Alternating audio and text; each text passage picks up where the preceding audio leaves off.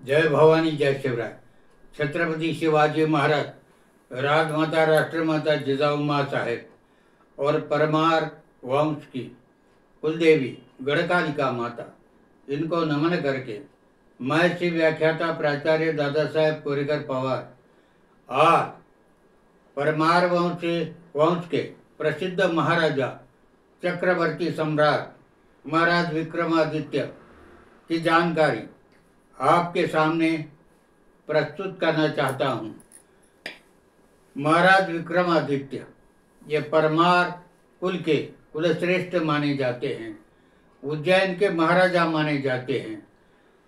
कहा जाता है उनके बारे में, विक्रमसा नरवीर नगर उज्जैनी में नामी, मुंज आरु नृप भोज चतुर्दश विद्यादानी। ये सारे प्रसिद्ध महाराज है और उनमें से प्रसिद्ध महाराज चक्रवर्ती सम्राट विक्रमादित्य महाराज है, जो उज्जैन में राज कर चुके हैं। और इस उज्जैनी नगरी के बारे में भी कहा गया है, पृथ्वी ठावी उज्जैनपुर, धरा ठावी गढ़धार, कुल वर्णु पुर राय की, पूमी बड़ा पवार, पूमी बड़ा पवार। पृथ्वी पर उज्जैनपुर नाम की एक नगरी है प्रसिद्ध, जैसे धारा नगरी है उसी प्रकार उसके पहले परमार राजाओं की जो प्रसिद्ध राजधानी थी उज्जैनपुर थी या उज्जैन थी। और इस नगरी में जो राज्य किया विक्रमादित्य ने, उनके पहले उनके पिताजी गंधर्वसेन परमार राज किया करते थे। और उनकी जो संतानें थी, 3 संतानें, सबसे बड़ी जो लड़की थी, पुत्री थी, वो मैनावती, और उसकी शादी मांडवगढ़ के परिहार कुल में हुई थी। और दूसरे जो पुत्र थे भर्तृहरि महाराज, और उसके बाद महाराज बने विक्रमादित्य। तो विक्रमादित्य एक महान शासक बने हिंदुस्तान में, या उस समय भारत में प्रसिद्ध जो चक्रवर्ती महाराज थे वो विक्रमादित्य थे। और स्वर्ण भारत की निर्मित उन्होंने की थी। वे ज्ञानी और बलशाली भी थे। और आज जो हम विक्रम संवत मानते हैं, उनकी शुरुआत भी उन्होंने की। मैनावती की शादी अभी मैंने बताया कि पद्मसेन परिहार महाराज से हुई थी। और उनकी एक संतान थी जिसका नाम था गोपीचंद। गोपीचंद ने गुरु जालिंदर नाथ से दीक्षा ली और वे संन्यास लेकर चले गए और तप करने चले गए। मैनावती ने भी कुछ समय बाद गुरु गोरक्षनाथ से दीक्षा ली और वे भी तप करने के लिए चली गई। तो इसी प्रकार पुत्री भी सन्यासी बनी, उसका बेटा भी सन्यासी बना। भर्तृहरि राज करते थे, तो भर्तृहरि ने भी विक्रमादित्य से कहा कि मैं अब इसके बाद राजकाज छोड़ना चाहता हूँ, आप उत्तराधिकारी बनिए, महाराज बनिए, राजा बनिए और प्रजा को सुखी बनाने की कोशिश करिए। और उन्होंने गोरक्षनाथ गुरु से दीक्षा ली और वे भी तप करने के लिए चले गए। तो इसी प्रकार के त्यागी राजा और राजाओं की पुत्री भी, कि जिनको किसी प्रकार का लोभ नहीं था, किसी प्रकार का आकर्षण नहीं था, वे अपने गुरु की आज्ञा लेकर तप करने के लिए चले गए। अब ये राजकाज संभालने के लिए विक्रमादित्य को कहा गया, भर्तृहरि ने कहा कि आप राजा बनिए, और इसीलिए महाराज विक्रमादित्य राजा बने। राजा बनने के बाद उस समय ऐसा था कि उनके पहले कुछ समय पूर्व सम्राट अशोक राज्य करते थे।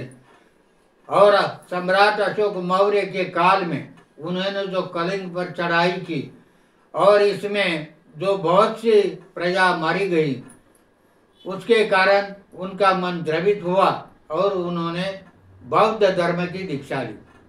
वे बौद्ध धर्म के प्रचारक बने।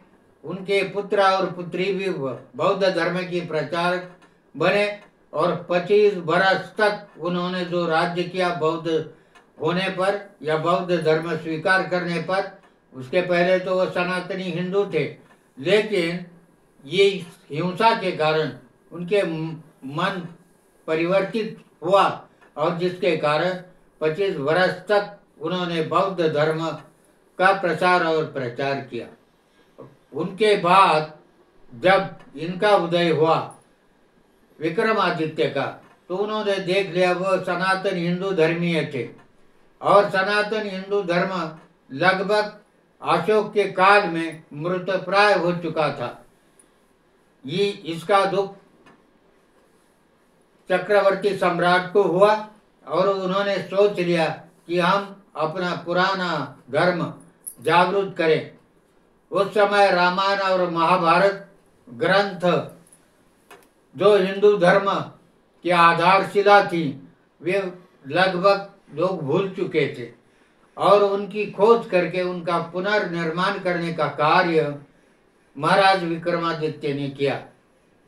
अपने राज्य में उन्होंने जो जो कुछ किया सुधार की, तो उसमें उन्होंने बड़े बड़े देवताओं के मंदिर बनवाए, भगवान विष्णु और शिव जी के मंदिर बनवाए और शास्त्र धर्म जागृत किया।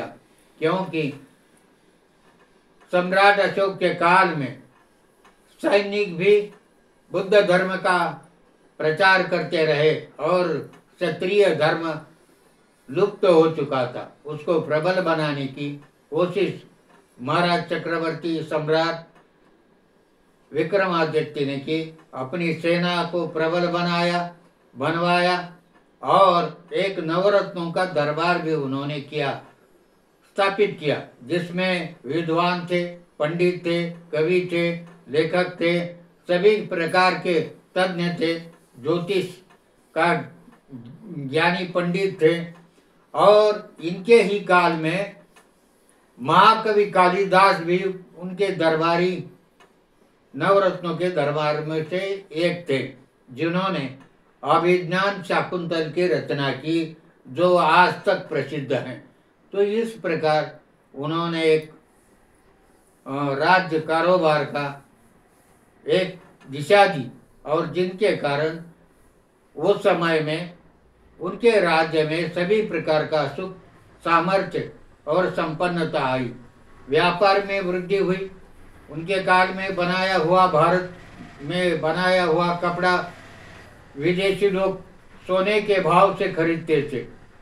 उसी के साथ साथ सोने के सिक्के भी उनके राज्य में चलते थे। विक्रम संवत की शुरुआत जो आज हम देखते हैं वह उन्हीं के काल में शुरू हुई और ज्योतिष की गणना जो आज लोग ज्योतिषी बोलते हैं उसका भी मूर्त रूप उन्हीं के काल में शुरू हुआ। तो ऐसे थे महाराज विक्रमादित्य, जो बलशाली भी थे और बुद्धिमान राजा भी थे। लगभग उन्होंने पूरे हिंदुस्तान पर, भारत देश पर अपना प्रभाव डाला और भारत के उस समय के वे महान सम्राट बने। परमार राजवंश के सम्राट के नाम से उनको लोग पहचानते हैं। उनके राज्य में नीति और नियम से सब कुछ चलता था।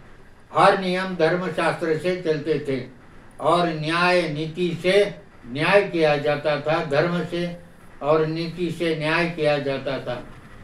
उज्जैन में अनेक मंदिरों का निर्माण उन्हीं के काल में हुआ।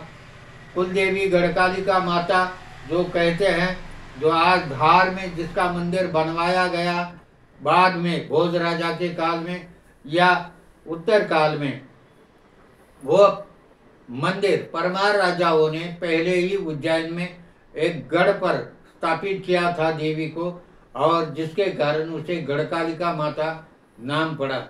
यही परमार कुल की कुल देवी हैं। दूसरी तुलजा भवानी की स्थापना भी महाराज विक्रमादित्य ने की थी और इस प्रकार के एक आदर्श राजा के रूप में महाराज विक्रमादित्य को लोग जानते हैं। आज हमें बड़ा दुख होता है कि हम चाहे बच्चों को पढ़ाते हैं या बच्चे पढ़ते हैं, लेकिन उनको कहीं भी राजा भोज या राजा चक्रवर्ती सम्राट विक्रमादित्य का नाम मालूम नहीं होता। इसका कारण यह है कि हम विदेशी लोगों का इतिहास हमारे बच्चों को पढ़ाते हैं।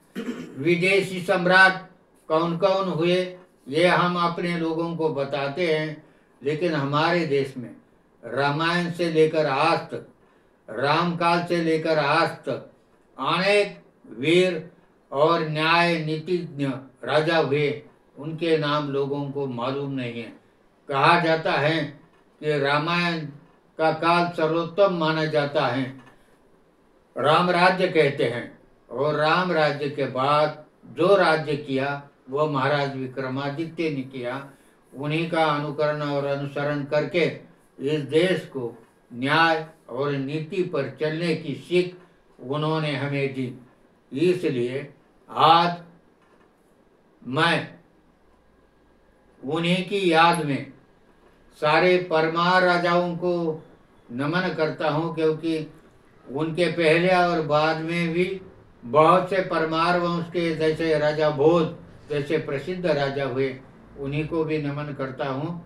और महाराज विक्रमादित्य को शत शत प्रणाम करके आज मेरे भाषण को यही पूर्ण विराम देता हूँ। जय हिंद, जय महाराष्ट्र।